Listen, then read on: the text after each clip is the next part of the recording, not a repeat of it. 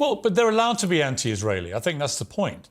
They're not allowed. Sure, they're allowed to be anti. If you're allowed to be, in that case, I suppose we have to allow people to be anti-other nations as well. I mean, Britain was founded at the same. Israel was founded in the same year, within the year of Pakistan. Maybe we should allow large protests of hundreds of thousands of people to go around the streets of London protesting that Pakistan doesn't have a right to exist or a right to defend itself. Well, there are limits to this. In fact, you are not allowed to glorify the murder of people on the streets of Britain. You are not allowed to be a member of a proscribed terrorist group in Britain.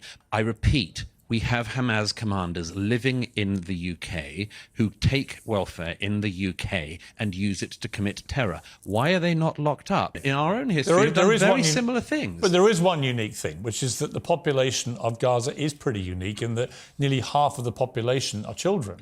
That is a unique situation. Douglas Murray is back, and he's not holding back. This time he clashes head-on with Sky News Australia's Piers Morgan over the contentious pro-Palestine marches and the explosive question of whether most participants are actually supporting Hamas. Watch as these two advocates of free speech engage in a fierce debate that goes beyond mere dialogue, delving into the boundaries of free speech and examining when other more critical moral values might take precedence. In this high-stakes confrontation, they explore scenarios where freedom of speech reaches its limits or should be sidelined altogether, particularly in the context of the latest Israel-Hamas clashes. Be prepared to be enlightened by Murray's insights.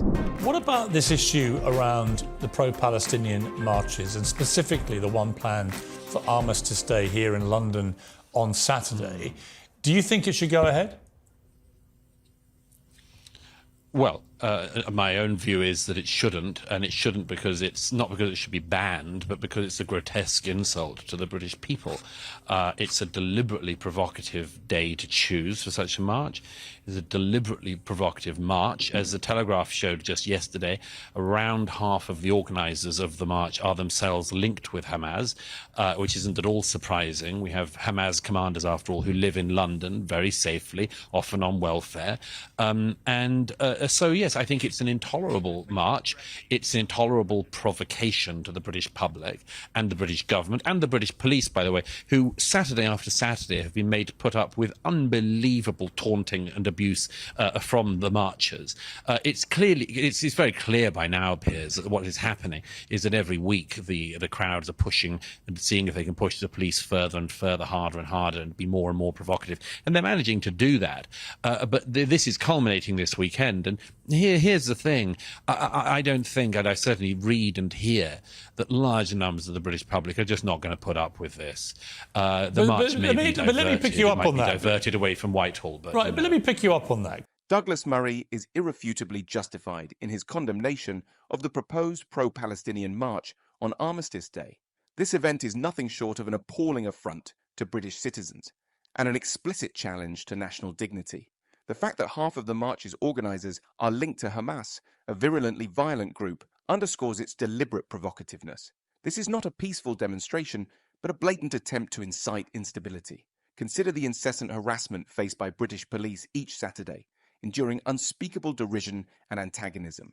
It's a relentless assault on British order by individuals testing the limits of law enforcement's resilience. The government's tolerance is beyond comprehension, making a mockery of public safety. Historical evidence shows the British have a breaking point. Let's recall the 2011 London riots, when the public rioted over far less provocative issues. The time for patience has eclipsed. Murray's stance resonates with the collective sentiment. It's not just unwanted, it's absolutely intolerable. Because it's interesting, because you, like me, have been a very vocal, and passionate defender of free speech, and we know that that includes that, sure, that you have to accept that other people you may vehemently disagree with have a right to free speech. Christopher Hitchens, someone that you and I both admire. But this isn't. No, I'm going to come to my question, but Christopher Hitchens said the only thing that should be upheld at all costs and without qualification is the right of free expression, because if that goes, then so do all other claims of right as well. Now, what was interesting to me, I've been on a bit of a journey this week about what I really think about this, and Nicholas Soames actually said something that really made me sit up and take notice and change my mind about it, actually. Because he's Churchill's grandson, he's a Conservative, and he said strongly yesterday that he thinks the march should be allowed to go ahead because the very freedoms that the people on Armistice Day who we honour, who gave their lives in the wars, they did so to preserve the freedoms of people like those marchers, the ones who are not being violent, the ones who are not showing pro-Hamas stuff. I'm not sure about that. that. They have a right to protest. Now we hear Piers Morgan poke a ridiculous question at Murray. Here's the blunt truth. This isn't about silencing free speech. It's about safeguarding public order and honouring the sanctity of Armistice Day. Nicholas Soames may reverently evoke the memory of those who fought for our freedoms, but he naively assumes this march is about peaceful protest. It's not. It's a calculated provocation, with marchers keen to push boundaries under the guise of free expression. During World War II, British soldiers didn't lay down their lives to protect the right to provoke and incite. They fought for genuine liberty, not for subversive elements to disguise themselves as peaceful protesters while harboring links to a brutal terrorist organization like Hamas. Look at the harassment of police, the escalating provocations. These aren't signs of a respectful protest. They're acts of deliberate discord. Do we wait for our cities to burn before recognizing this charade? Upholding Armistice Day's reverence outweighs the purported right these protesters claim. Right, so that is a key point. The police have said, Met Commissioner Samart Rowley said, the laws created by Parliament are clear. There is no absolute power to ban protest. Therefore, there will be a protest this weekend. But the laws are also there to stop people brazenly supporting terrorism. So if people were to use a pro-Hamas banner or chant pro-Hamas a sentiment, that would be against the current law of this country, and the police should take action. That's a different issue, though. But it is, but it's not being policed. No, I understand. It's not being policed. I understand. So on that, I can agree with you. The police need to enforce the existing laws. However, there will be a large... They're not going to, because they're outnumbered. But they're outnumbered, so they're not going to. You and I can agree that that's wrong, but that shouldn't mitigate the rights... Well, don't you think that matters? Hang on, don't you think that matters? No, it does matter. That means that we have a rule of law, but it's not able to be policed. What's the point of having a law if you can't police it? Douglas Murray annihilates the flimsy defence of the pro-Palestinian march on Armistice Day. Nicholas Soames invoking Churchill's legacy to justify this disgraceful event is laughable. Churchill fought against tyranny, not for its modern apologists to spew venom on our sacred day of remembrance. Murray shreds this mockery by highlighting the blatant hypocrisy. The UK harbours terrorist leaders like their honoured guests, while the police are outgunned and outmanoeuvred by lawbreakers every Saturday. The laws are unambiguous. Glorifying terror and inciting violence are criminal acts. Yet, as Douglas rightly points out, rabble-rousers calling for jihad and intifada roam free, mocking British law and order. Murray exposes the truth. While our ancestors fought bravely for freedom, our current leaders cower. Consider Paris. Riots erupted when complacency ruled. Murray's warning is a battle cry for sanity. Safeguard our values and hold the line against this outrageous provocation. His stance isn't just sensible. It's a call to action to preserve what's right. Well, I agree with you, but I also think that there are a large number of those protesters who genuinely are, in their eyes, protesting for peace, and they're pro-Palestinian, and they have a view in the way that you're... Well, I disagree with that. And I'll tell you one reason why. The crowds in question are 100 times larger than the number of people who came out when hundreds of thousands of people were being killed in Yemen. They are 100 times larger than the number of people who came out when Bashar al-Assad killed hundreds of thousands of people in Syria. Seems to me that the people in question only care if one side in the particular conflict happens to involve the Israelis. But they're allowed very to. excited. But they're allowed to. So I don't... Well, they're allowed to, absolutely, and we can make judgments about them. But I would not presume by any means that what you're talking about are pro-peace people. They're anti-Israeli. That's it. Douglas Murray obliterates the pretense of rationality in Piers Morgan's arguments. The notion that current laws alone can handle the threats posed by pro-Hamas protesters is beyond naive. It's absurd. The police are overwhelmed, as Murray rightly points out. They're facing an insurmountable challenge against mobs blatantly defying our laws. Look at the facts. Recent protests teem with chants glorifying terror.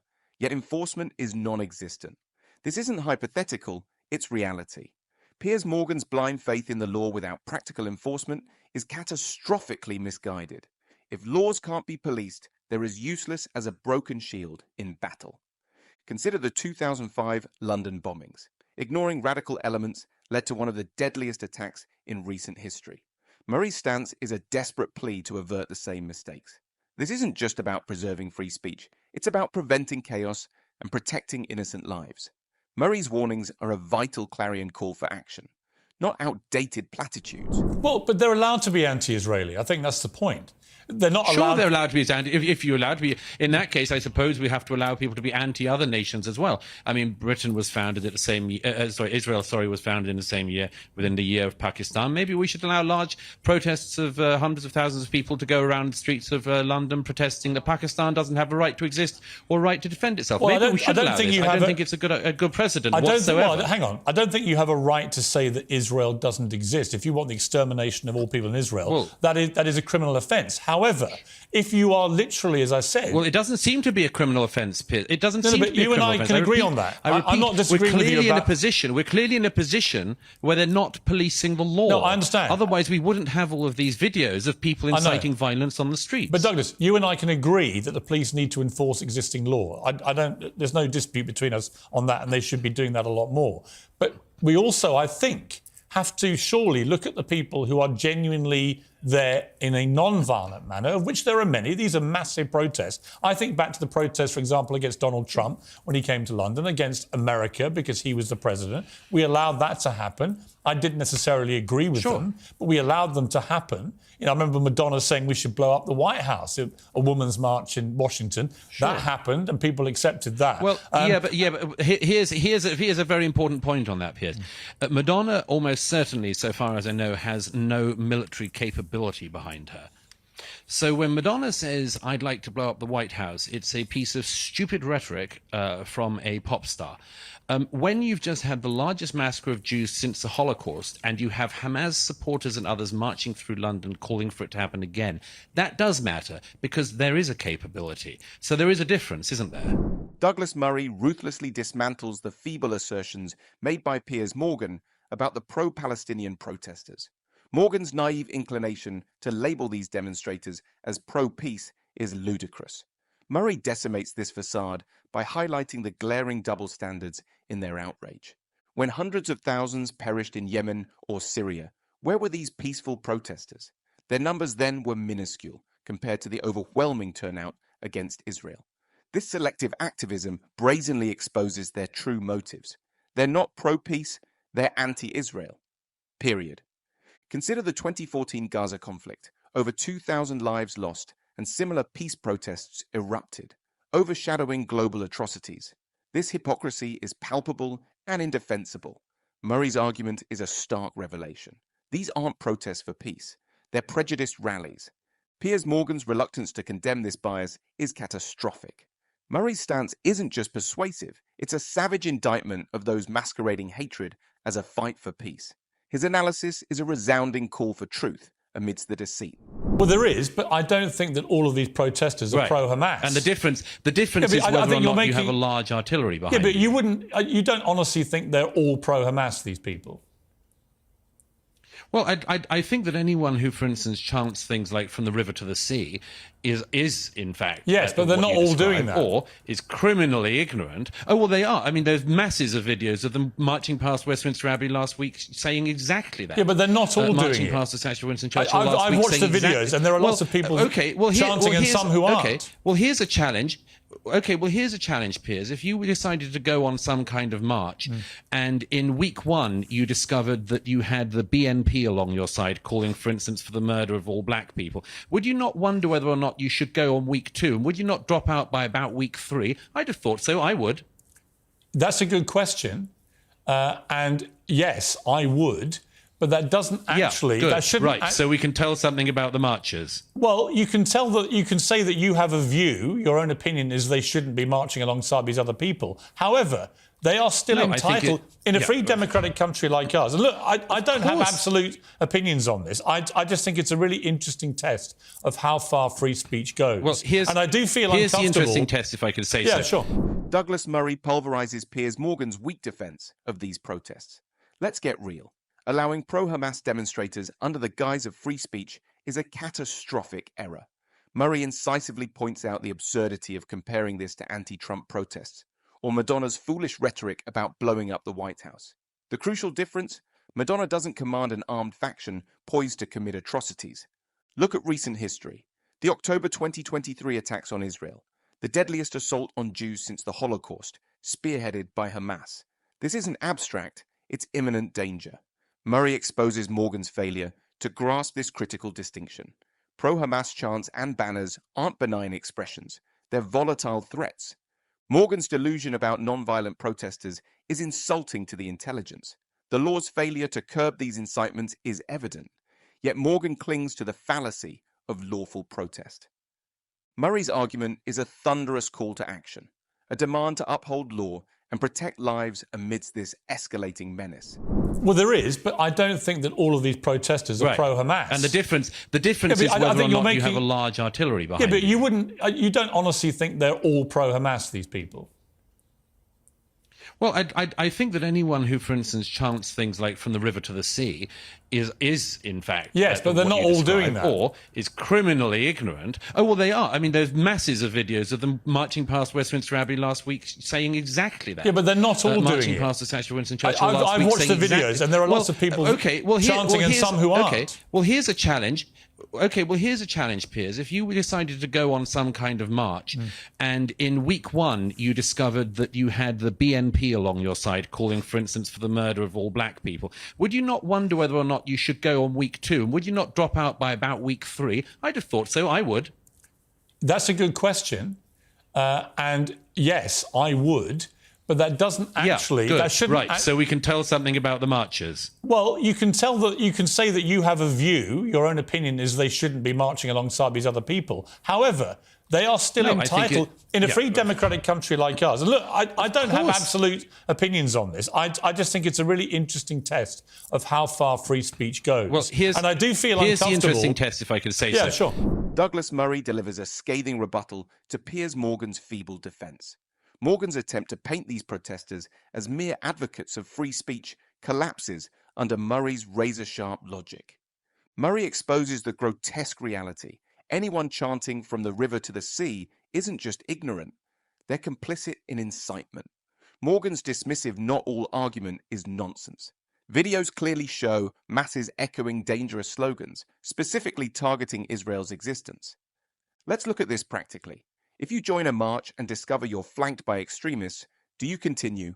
Of course not. It's absurd to stay and claim innocence. This reveals the true colors of these so-called peaceful protesters. Consider the 2021 Capitol riots. Association with violent extremists instantly discredited participants. The same principle applies. Murray's viewpoint is vital. Understanding who you march with is crucial. Murray's argument is an overdue wake-up call against naivety and negligence. The interesting test, if I can say so, Piers, is there are limits to this, in fact. You are not allowed to glorify the murder of people on the streets of Britain. You are not allowed to be a member of a prescribed terrorist group in Britain. But I return to the point I made at the start. We allow it. I repeat, we have Hamas commanders living in the UK who take welfare in the UK and use it to commit terror. Why are they not locked up? Because we have laws that we don't pursue. Yeah. We have criminal charges that we don't use. The person in particular I'm thinking of, Mohammed Sawalha, got British citizenship. You're meant to sign a form saying you're a person of good character to become a British citizen. Can you say that somebody who was a former military commander of Hamas in the West Bank is, quote, a person of good character? I'd say not. So again, like the police, like many other people, the border control in the UK doesn't enforce the law, doesn't care to do so. And I repeat, there is a serious problem with this in the UK. Israel, as you can see tonight, can look after itself. I wonder if Britain can say the same. Douglas Murray is absolutely correct, as he incinerates Piers Morgan's weak argument of so-called free speech protests. Morgan's casual acceptance of extremists masquerading as peaceful demonstrators is fatal. Murray exposes this illusion with surgical precision. Look at the facts. The UK allows known Hamas commanders to live freely, even receiving welfare. Mohammed Salah, a Hamas commander granted British citizenship, was supposed to be a person of good character. This is outrageous. Murray's point is blisteringly clear. Our laws are meaningless if not enforced. Consider the 2017 Manchester bombing. Salman Abedi, known to intelligence services, still managed to carry out a devastating attack. How many more terrorists are living freely because we don't enforce our laws? This is real. This is urgent. Murray's stance isn't just solid, it's critical. Enforcing laws against radicals isn't oppression, it's survival. His argument is a desperate alarm, warning of the UK's vulnerable state. Murray's uncompromising truth exposes Morgan's delusion and calls for immediate, decisive action to protect us. Yeah, listen, I understand that point. You've also said it will have to be counted if the march goes ahead because the British public shouldn't have to put up with it. But what does that mean in reality? You're not endorsing people to go confront them, are you? No, not at all. I would suggest that if the cenotaph, for instance, comes under attack, there should be a peaceful ring of people around the cenotaph to protect it, as with other monuments. And I think that that's what many people will do. I hope they do so peacefully. But as this goes on and as the provocations grow and grow, I'm very, very afraid from what's going to happen this weekend coming in the UK. Personally, I think it's safer in Israel these days than it is in central London, certainly for Jews. Douglas Murray continues to point flaws in Piers Morgan's naive perspective. Murray's point is searingly evident. Allowing extremist marches unchecked in the name of free speech is a perilous folly. Morgan's claim that Britain should tolerate protests, even those teetering on violence, is beyond reckless. Murray counters with cold reality. He warns that innocent monuments, like the cenotaph, need protection from these hate-fueled mobs, demanding vigilance and proactive defence. Recall the 2017 Finsbury Park attack. An extremist, enabled by unchecked hate speech, targeted innocents. Now, Murray rightly fears escalating provocations will ignite a similar catastrophe. Let's talk, given you're over there right now, what concerns me about what Israel is doing is not their efforts to get rid of Hamas, but because of the particular nature of Hamas embedding themselves amongst civilian populations with the massive amounts of civilian casualties that will inevitably come, and that figure will grow and grow and grow. Are we not, as Barack Obama warned, are we not creating here just an opportunity for far greater radicalization of all those young Palestinians who watched their loved ones get killed? Why would we imagine that at the end of all this, they're going to want to do anything other than to become a new version of Hamas in wanting to exact revenge for what happened to their families? Well, two things. One is, if you just follow the logic of what Barack Obama said, then you just shouldn't do anything. If you're Israel, you should be attacked and just sit back and say, great, we'll wait for the next one. But the second and more important thing is, your question supposes that there is a sort of peaceful Palestinian population in the Gaza who would love a two-state solution, and then a few bad apples in Hamas.